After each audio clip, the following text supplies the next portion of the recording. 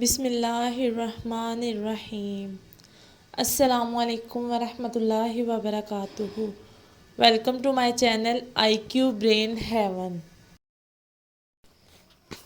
دجال کا فتنہ اور ظہور۔ دجال کا فتنہ امت مسلمہ کے لیے سب سے عظیم فتنہ قرار دیا گیا ہے۔ یہ وہ فتنہ ہے جو حضرت آدم علیہ السلام کی تخلیق سے لے کر قیامت کے قائم ہونے تک آنے والی تمام فتنوں میں سے سب سے بڑا فتنہ ہے۔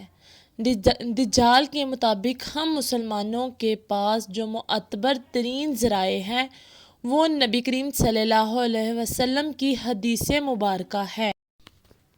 احادیث کی کتابوں میں صحابہ کرام رضی اللہ علیہم اجمعین سے دجال کی مخصوص سواری کے متعلق روایت کی گئی ہے، جس کا مجموعہ یہ ہے کہ دجال ایک چمکدار گدھے پر سوار ہو کر نکلے گا جس کے دونوں کانوں کا درمیانی فاصلہ 40 ہاتھوں کے برابر ہوگا۔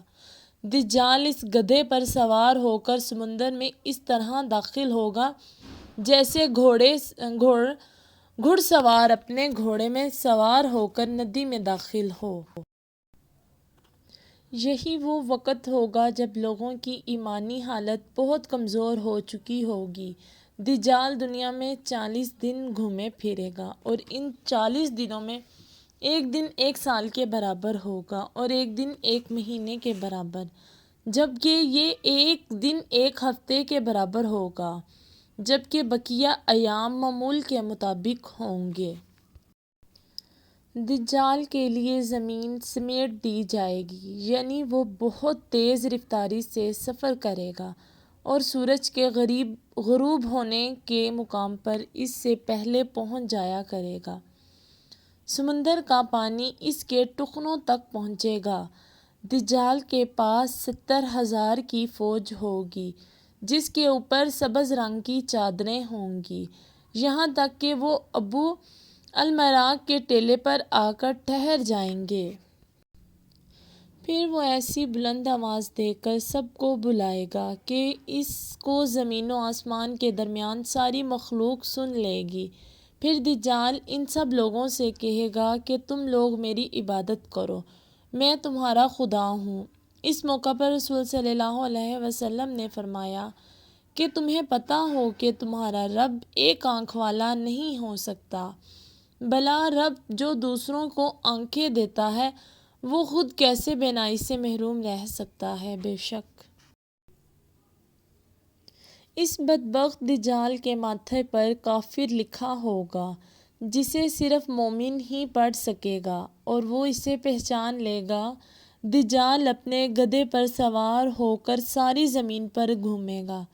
زمین کا کوئی حصہ، چاہے وہ پہاڑی ہو، میدانی ہو یا صحرائی، کوئی علاقہ ایسا نہیں بچے گا کہ جہاں وہ نہیں جا پائے گا، سوائے مکہ مکرمہ اور مدینہ منورہ کے، کیونکہ اللہ تعالیٰ ان دونوں جگہوں کی حفاظت خود فرشتوں کے ذریعے فرمائے گا۔ دجال جب وہاں داخل ہونے کی کوشش کرے گا تو فرشتہ اس کا رخ پھیر دے گا۔ اس احادیث کی بنیاد پر یہودی خاص طور پر گدھے کی تعظیم کرتے ہیں اور وہ اپنی خفیہ عبادتوں میں گدھے کو ضرور شامل کرتے ہیں۔ بعض لوگوں کا یہ دعویٰ ہے کہ عبادت کے دن خفیہ طور پر یہودی ایک گدھے کو اٹھا کر بیت المقدس میں لے جاتے ہیں، جہاں مختلف رسم و رواج کے مطابق اس گدھے کو سجایا جاتا ہے۔